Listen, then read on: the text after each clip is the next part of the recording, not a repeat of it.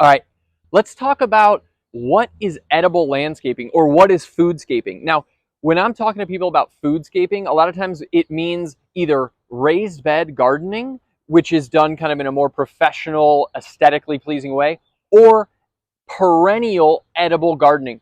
Trees, shrubs, especially perennial vegetables, perennial herbs, and flowering plants. Now, what does that actually look like in practice?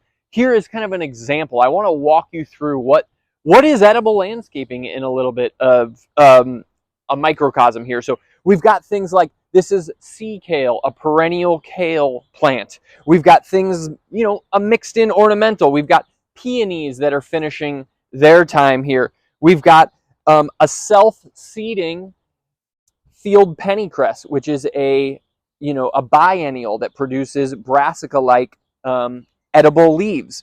Here in the back, we've got Egyptian walking onions. In this area where there's nothing, there's going to be something for later in the summer. This is actually chamomile to make chamomile tea, right? As we kind of move across the landscape, if you see things that don't look like they've come into prominence yet, it's because later in the year they're going to have their time to shine, right? Like this anise hyssop, maybe my favorite perennial herb, delicious tender greens in the spring, loaded with flowers. Bees go absolutely crazy over it throughout the summer.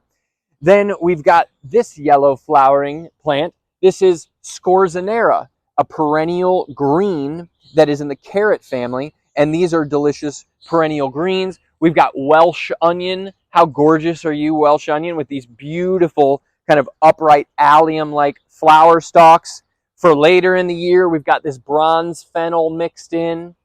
Can't see it now, but we've got echinacea, or purple coneflower back there. And then in the back, this yellow flowering plant. This is Turkish rocket, another perennial brassica. It makes these edible flowers, and it makes these little broccolinis. So all of this stuff kind of mixed together with a background of taller things on the north side. We've got this goomy plant loaded with berries. We've got a pawpaw tree over here.